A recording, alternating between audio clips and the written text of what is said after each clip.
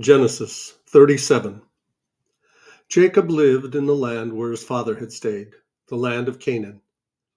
This is the account of Jacob's family line. Joseph, a young man of 17, was tending the flocks with his brothers, the sons of Bilhah and the sons of Zilpah, his father's wives, and he brought their father a bad report about them. Now Israel loved Joseph more than any of his other sons, because he had been born to him in his old age, and he made an ornate robe for him. When his brothers saw that, Joseph had a dream, and when it cut Joseph had a dream, and when he told it to his brothers, they hated him all the more. He said to them, "Listen to this dream I had.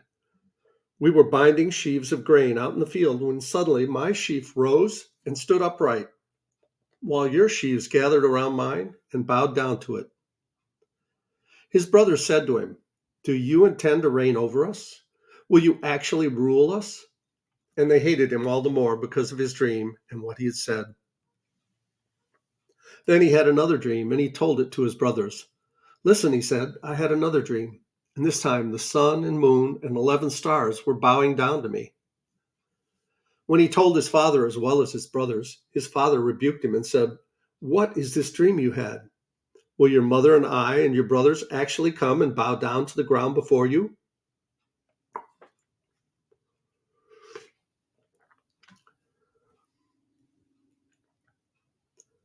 Now his brothers had gone to graze their father's flock near Shechem.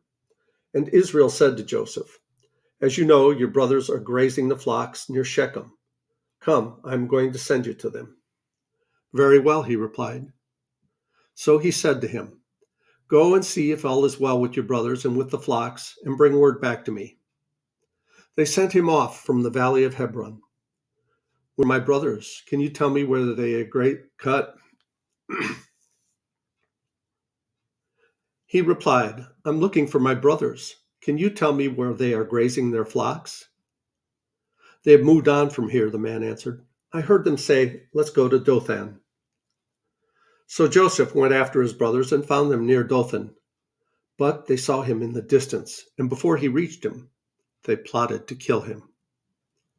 "Here comes that dreamer," they said to each other. "Come now, let's kill him and throw him into one of these cisterns and say that a ferocious animal devoured him. Then we'll see what comes of his dreams." When Reuben heard this, he tried to rescue him from their hands. "Let's not take his life," he said. "Don't shed any blood. Throw him into this cistern here in the wilderness, but don't lay a hand on him." Reuben said this to rescue him from them and take him back to their father. So when Joseph came to his brothers, they stripped him of his robe, the ornate robe he was wearing, and they took him and threw him into the cistern. The cistern was empty. There was no water in it. As they sat down to eat their meal, they looked up and saw a caravan of Ishmaelites coming from Gilead.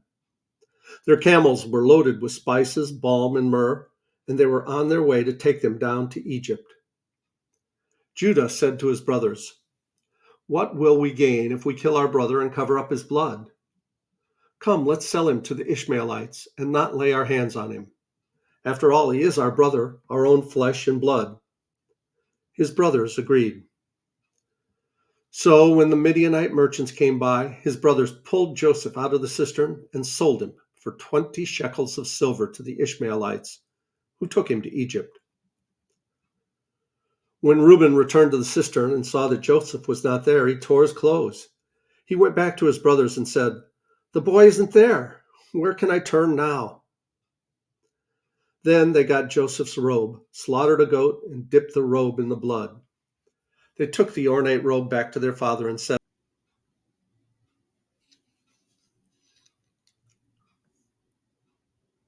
He recognized it and said, "It is my son's robe. Some ferocious animal has devoured him. Joseph has surely been torn to pieces." Then Jacob tore his clothes, put on sackcloth, and mourned for his son many days. All his sons and daughters came to comfort him, but he refused to be comforted. "No," he said, "I will continue to mourn until I join my son in the grave." So his father wept for him. Meanwhile, The Midianites sold Joseph in Egypt to Potiphar, one of Pharaoh's officials.